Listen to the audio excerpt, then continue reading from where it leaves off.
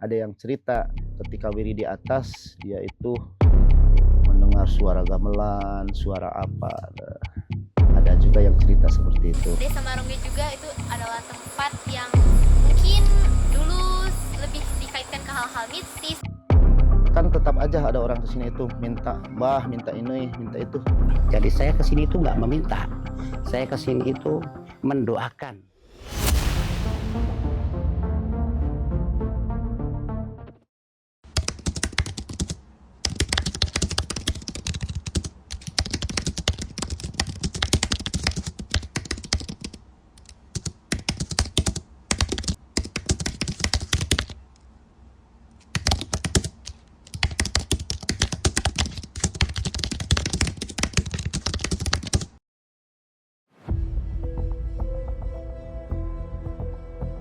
Di balik Desa Marongge, ada sebuah tempat yang dipercaya menjadi tujuan ziarah. Makam Keramat Marongge bukan sekadar pusara, tapi bagian dari warisan spiritual yang masih dijaga hingga saat ini. Kisah ini bukan hanya tentang makam, tapi tentang keyakinan, doa, dan jejak yang ditinggalkan oleh masa silam.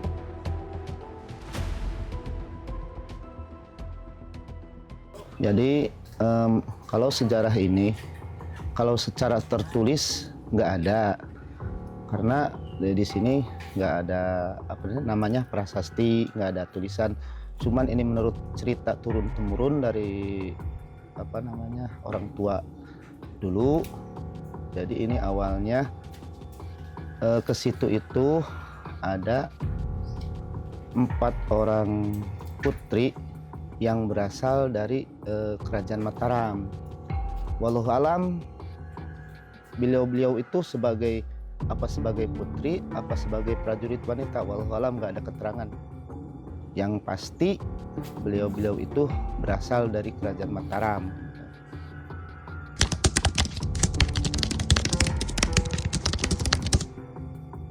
Jadi awal mulanya ini dianggap makam keramat. Yang menjadi tokoh utama atau tokoh sentralnya yaitu yang terkenal dengan nama sebutan Mbah Gabu, dan ketiga saudaranya, yang pertama Mbah Stayu, Mbah Naibah, dan Mbah Naida. Nah, yang menjadi tokoh utamanya itu yaitu Mbah Gabu. Kenapa beliau yang menjadi tokoh utama? Karena yang menjadi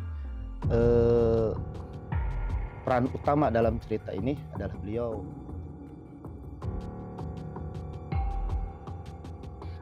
Guguk mudik bukan sekedar benda pusaka. Di balik bentuknya, tersimpan kepercayaan turun-temurun tentang daya tarik dan keberkahan.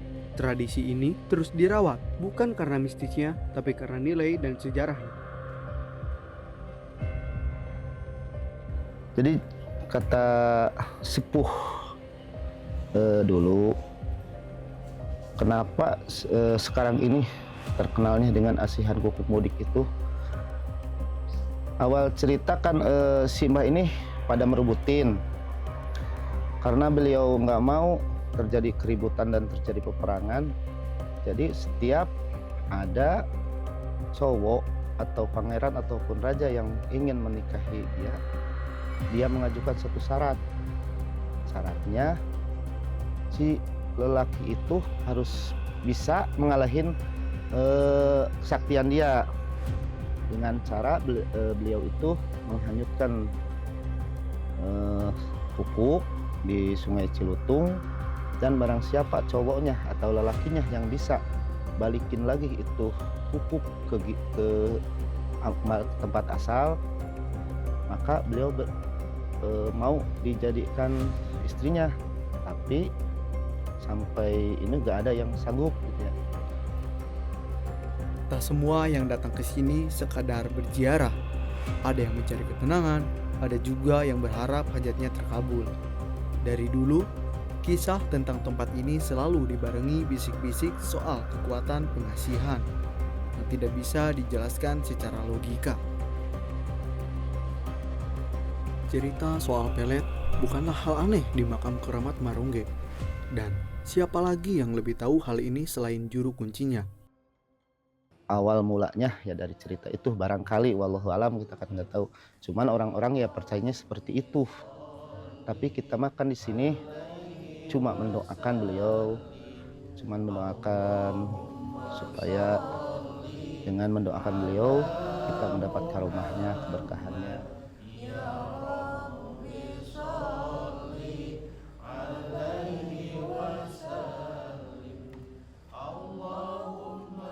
Mereka datang dengan doa, duduk diam dalam keyakinan masing-masing.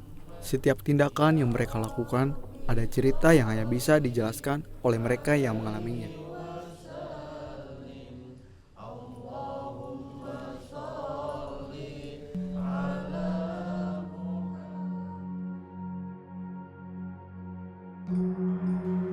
Ini ada juga yang ceritain, wallahu alam, ada yang cerita ketika berdiri di atas dia itu mendengar suara gamelan, suara apa, ada juga yang cerita seperti itu.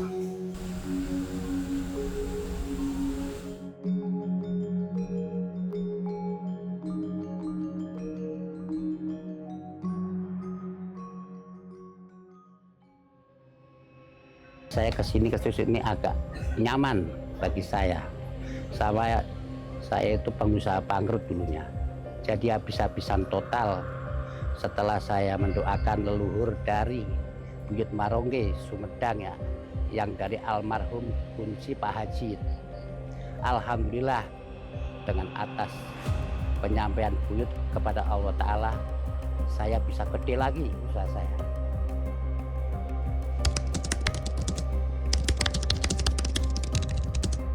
Alhamdulillah selalu berubah. Jadi usaha saya tambah maju, tambah gede.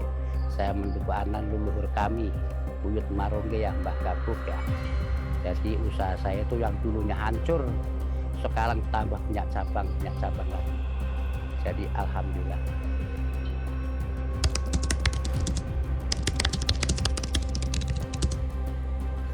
Ritual enggak. Saya hanya mendoakan saja kepada Buyut, cuma penyampaian kepada Buyut saya supaya bangkit lagi usaha saya sampai akan dimatang Allah Ta'ala. Itu aja udah.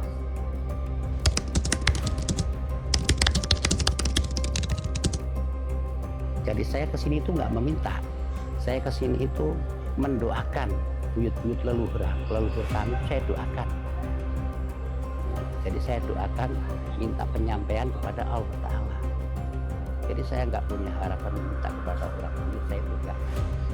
Dikata Pak Haji itu musyrik.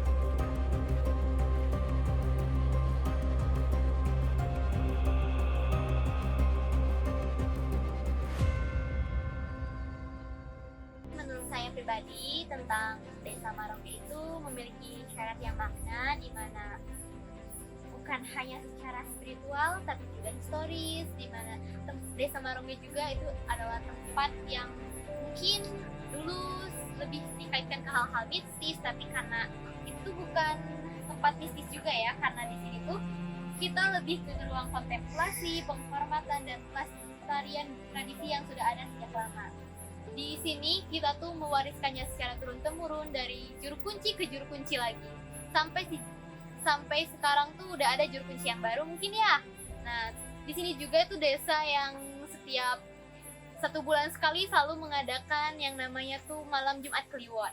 Nah, di sini kita atau bahkan dari desa-desa lain tuh datang ke sini untuk bersembahyang ya, mungkin ke makam keramat yang di atas.